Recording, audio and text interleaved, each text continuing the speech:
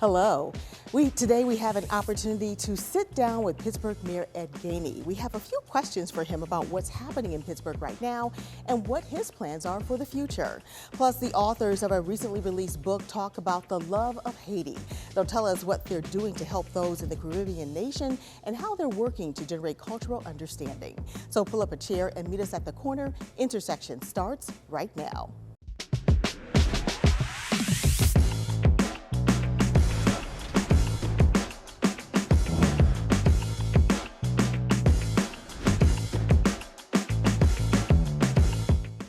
Hello, I'm Lisa Smith, Director of Community Impact at KDKA Plus and the host of Intersections. Mayor Ed Gainey is entering his third year as mayor of Pittsburgh. He took over as mayor during some pretty tough times: a spike in gun violence, a collapsing bridge, a pandemic leading to declining activity downtown, and increasing homelessness. But in his last State of the City address, the mayor says that Pittsburgh is stronger than it was a year ago. So what's next? Let's ask. Welcome, Mayor Ed Gainey, to Intersections. Thank you, Lisa. Thanks for having me. Yes. Appreciate it. Actually, welcome back, because you actually have been here before. Yes, ma'am.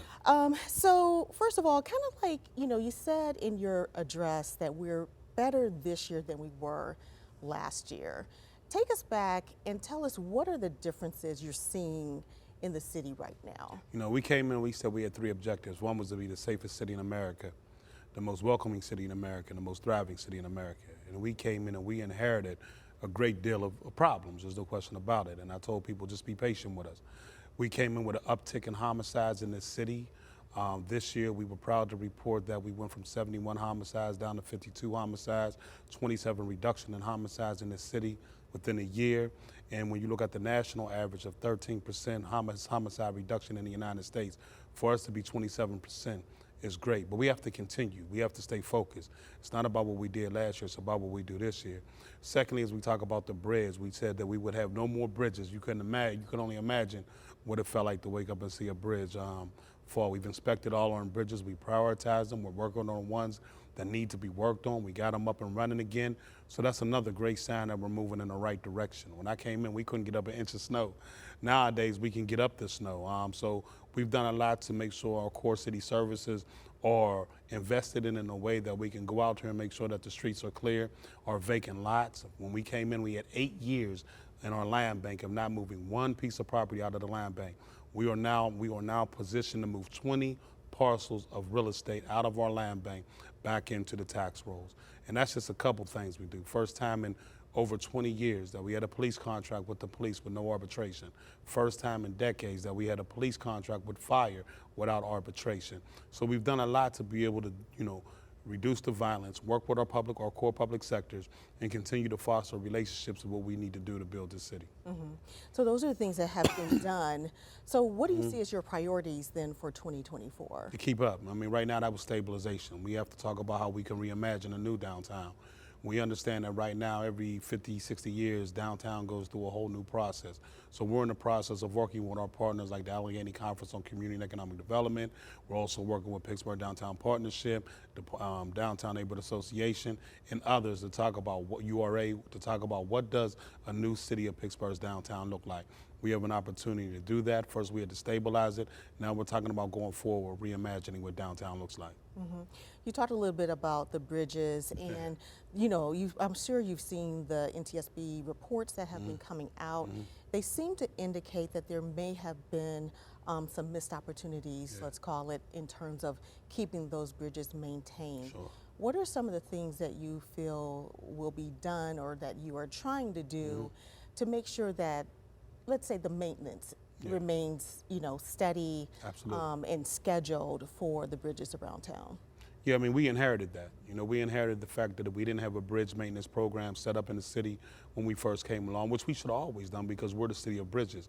So when you think about how we prioritize these bridges, the work that we're doing on these bridges to ensure that they're healthy and that they're working accordingly, those are the things I'm talking about building a safe city. So when we talk about the bridges, we have a priority list. You start seeing us do several of the bridges right now. We'll continue to do those bridges as we continue to move forward. So from a bridge perspective, we're doing what we said we would do. Look at the needs, prioritize the needs, and begin to ensure that we repair them in a way that no one has to wake up again to the falling of a bridge. I know that you went to D.C. for the U.S. Conference of Mayors, but you had to come back early because of the snowstorm. But they've been doing a lot of work. Good right there. I see that. They've been doing a lot of work on the issue of homelessness. The mayor of LA has been leading that charge, trying to help cities, not just her city, but you know, all cities with different ideas and approaches. Houston was able to reduce their homelessness by something like 60%. Are there things that you are learning from other mayors around the country that you want to bring here to Pittsburgh, especially when it comes to homelessness and any other issues that we're having that other cities are having? Yeah, we're always looking for best practices. I'm always tell people that if everybody in the nation is dealing with an issue, then we need to see who's doing the best practices. That's why you've seen us in the beginning talk about we would do a couple things. One, we would increase the way we clean downtown to ensure that it looks better than it was when we took over. Secondly, that we would also make sure that we provided more police downtown to ensure that we're building a proper relationship with not only the business but the people downtown. And then thirdly, partnering with our partners to ensure that we're doing what's right with Pittsburgh Downtown Partnership and neighborhood, downtown neighborhood association. So we've done those things. So let's take a look at what we've done downtown and what we've learned from other people. One, we got to get people back downtown. How do we do that? We start paying attention to what is bringing people downtown. We know right now what's bringing people back downtown because we also know right now in our own city that at night everybody comes downtown. And the most scariest time in any urban setting is at night.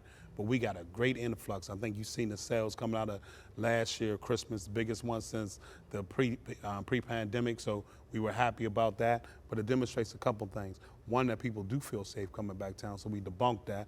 Secondly, that we're continuing to do our job in cleaning it, increasing police presence so that they feel safe downtown. So our next move right now, again, is how do you reimagine downtown? We know that we got a lot of buildings that people are not, that's just inadequate right now. What do we do with those buildings? How do we repurpose our public parks downtown, such as Mellon Square and Market Square? What do we do to reposition those to be more of an entertainment place where people can come down and be entertained like they do for the Arts and Cultural District? So we're looking at it from that perspective, and if different cities are doing different things, then we're looking at that city as a way, such as Cincinnati's done a phenomenal job at it. And so we're looking at Cincinnati. Buffalo's done a phenomenal job at it. We're looking at Buffalo because we understand tourism is going to be the #1 attraction for years to come. And we want people to know when you come to Pittsburgh, you are home. And we want you to feel like you're home. We want you to be in our living room. And we want to make sure we got the amenities that you need so that when you leave here, you tell people, come on home. We only have a quick minute left before we have to take a break, but I want to go back to the homelessness because other cities are saying, hey, we think we have some ideas that are really working. I know driving in today, I saw a tent just off the highway. So what are some new ideas maybe that you think could work here? Well, all cities have tents, but the reality, I think what we're doing right now is we're continuing to look for transitional housing so we can move a lot of the people out of Second Commons and create more space for more people that's homeless to be able to go into Second Avenue Commons. But we're also looking for more transitional housing, and we are talking to a couple people right now to see if we can get those facilities to be able to house people that's ready to move into the second stage, and also try to provide some type of stability when it comes to home, renting a home or whatever. But the first thing is we need some more transitional housing. And that's why our relationship with the county is so important, because the county controls Health and Human Service dollars. We don't. We control police, fire, and EMS, but we don't control Health and Human Service dollars. So our relationship with the county is always critical, and I'm enjoying the partnership that we have. But we understand that we have to find units for transitional housing so that we can continue to create a system and infrastructure that gives people into permanent housing. Okay. Mr. Mayor, you're going to stay here. Yes. And we're going to have more of our conversation with Mayor Ed Gainey when we come back. You're watching Intersections.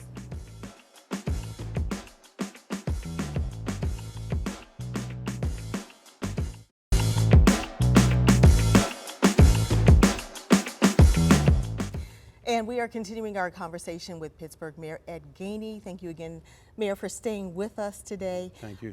So we want to talk a little bit about something that happened in the last day or so, and that was an officer-involved shooting where a young man was killed. I know that there's an investigation obviously going on, but do you have any reaction to the fact that an officer, a Pittsburgh police officer, was involved in a fatal? Yeah, one, we want to pray for the family of the gentleman. But on an ongoing investigation, I won't comment on that. That's a personnel issue. I won't do that. Sure, absolutely. But when you think about, officer-involved shootings or use of force, there's always this backlash from the public sometimes about transparency. Do you feel that there is transparency worked in to the process when there are incidents like this here in the city? To where it can be. I mean, when you have an ongoing investigation, you always have to be careful what you speak about. And that's why I say I really don't speak about it, because it's an ongoing investigation. And then once it's over, I think the transparency happens a little bit more, because people could be more forthright once the investigation is over. Mm-hmm. But in terms of the process itself, is there transparency in the process that allows the public to be informed more quickly about what's happening? Yeah, I think that there is, but are you asking could there be more? Could there be more? There's always could be more, but then again, it's got to be about, you have to follow the law, the letter of the law. Whatever the law says you can do, you have to be able to follow that. So that's why I'm always cognizant about when I speak about those type of incidents until the time is correct. Mm-hmm. Let's talk a little bit about the city budget. Mm-hmm. So you said no new taxes Yes. in 2024, no cuts in services. What about after 2024? Because the ARPA dollars are pretty much going to be running out. That's been helpful, obviously. Absolutely. Will that make a difference not having that money? Because it does look like there will be less revenue coming in, according to the budget, than 2024. Well, money stop. It's always an issue. You always want to be able to say you have more. But the reality is that you have to still be able to work on a budget that you've been given. So we had a 5-year projection on our budget and talked about the years that we had to get skinny due to the ARPA funding running out. So we were prepared for that. So we're prepared for a 5-year budget, and we know we'll have to make adjustments as we go. But to our core city services, that's why it was important, and you heard me talk about this last time I was here and today, how important and vital it was for us to invest in our core city services right now, such as Department of Public Works, so that they had the right equipment to get us through that 24-month period that we know that we have to get skinny in regards to our budget, such as our parks and recreations to ensure that the swimming pools is open and the senior centers are open. We made sure of that, such as DOMI for traffic calming work that we have to get done. We budgeted that in our budgets last year and this year to ensure that that work is getting done. So when we do get skinny, the work that we said we would do is already underway. And we didn't take on any new capital projects as well. And the reason why we didn't is because we already have a list that we got to get through the pipeline. There's no need to take more on, understanding that for the next 2 years we got to get skinny and that we have to do the work that's necessary for us to keep the city operating. And so we didn't take on any more capital projects. But we did focus on the last 2 years of ensuring that from a core city service perspective that we were ready to go. So then in 2025, what does that mean in terms of taxes? Well, right now we're not raising taxes. We made that quite clear. Yeah, you don't think that there is going to be a need for some extra funding? Well, we'll see when we get there, but right now, no. Okay.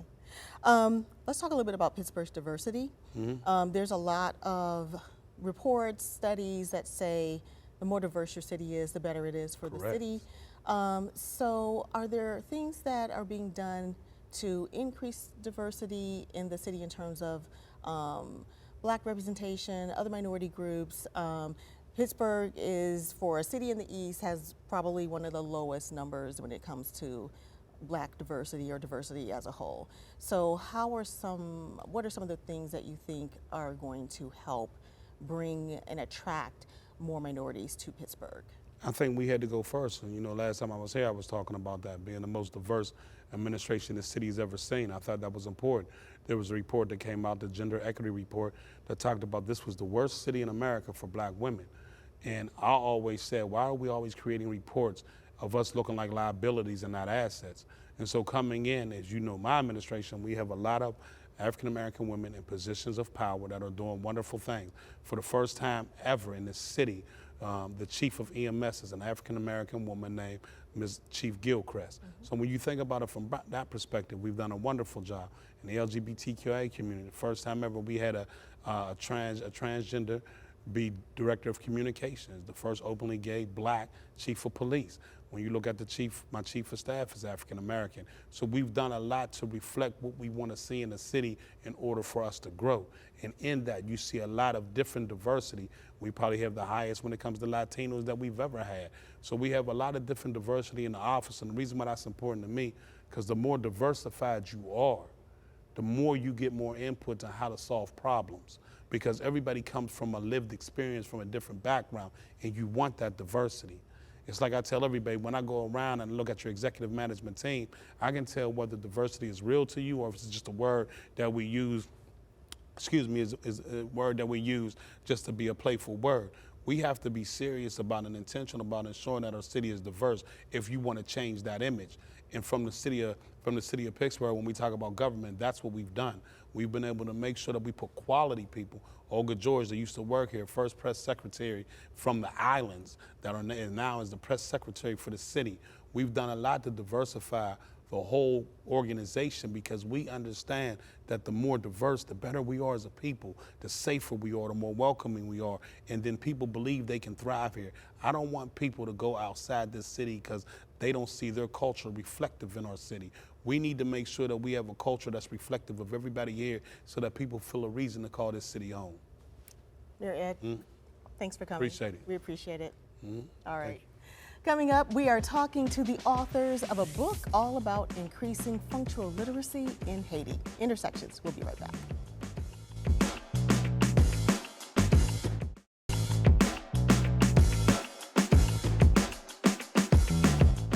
Well, when it comes to matters involving Haiti, my next guests are experts, and they've written a book based on 40 years of work to help Haitians first with literacy and then with healthcare opportunity, partnerships, and education. Joining me now are the authors of The Power of Love, 40 Years of the Functional Literacy Ministry of Haiti. It's Dr. Leon Pamphile, the Executive Director of FLM Haiti, and Dr. Irvin Dyer, editor, writer, and board member of FLM Haiti. Welcome, gentlemen, back to Intersections. Thank you. It's a pleasure to be here. Yeah, so Dr. Pamphile, tell us why you wanted to write this book. I want to write this book to tell a wonderful and a powerful story. Yeah. The love of people who have committed time and resources to help the disadvantaged in Haiti. And this is an organization established in 1983 right here in Pittsburgh. And there are some powerful stories there that we want to share with people, what they have done, and also want to motivate others to join in that beautiful and noble cause. Yeah. How many times have you gone back and forth? Usually I would go 4 or 5 times a year because I'm also the bishop of the Church of God in Christ in Haiti. So I would go for both organizations. Unfortunately, because of violence, political instability there, we have not been able to go.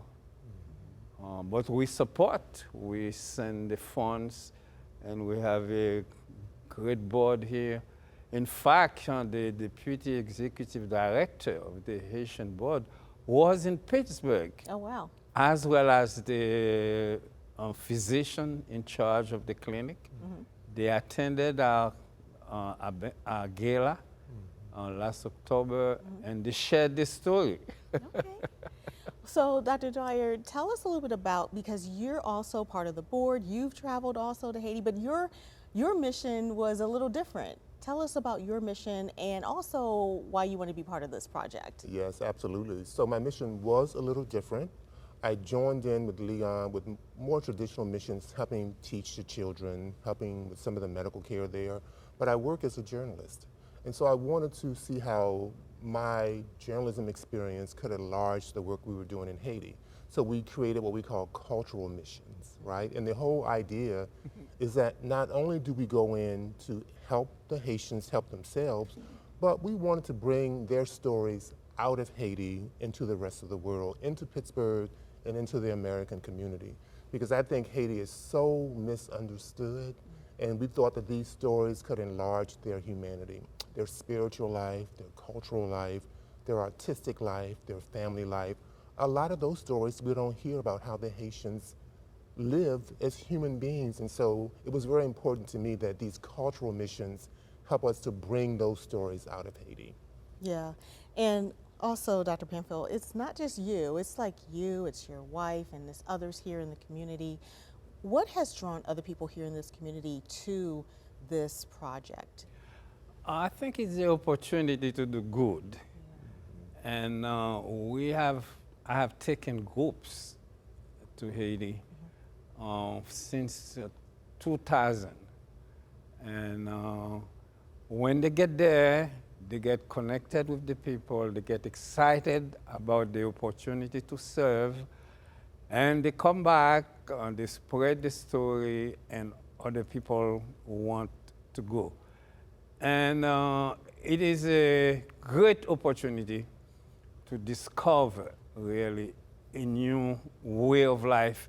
In fact, going to Haiti is a life-changing experience. Yeah. And I'm hoping that soon things will get better and we can resume this wonderful activity. Yeah. Well, gentlemen, we are pretty much out of time, but just super quickly, Dr. Dyer, you said this book is a love story, like in 10 seconds. Yes. How is this a love story? 10 seconds. So it demonstrates, right, and showcases the love that Leon has for his heritage, for his wife, for his community, for the native land he comes from, and for all of the people that he began to work with. It demonstrates their love in adopting Haiti and wanting to care for the Haitian people. Well, thank you both for everything that you're doing. The book is available on Amazon, and continued success, and hopefully you'll get that next trip in soon. Thank you so much. All right, thank you again. And I'll have my last word when we come back.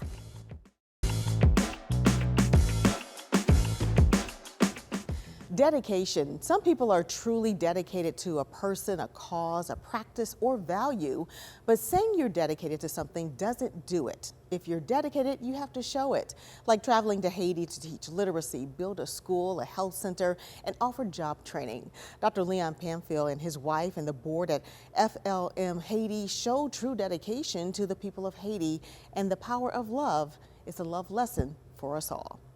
Thanks for watching. We'll see you next time on Intersections.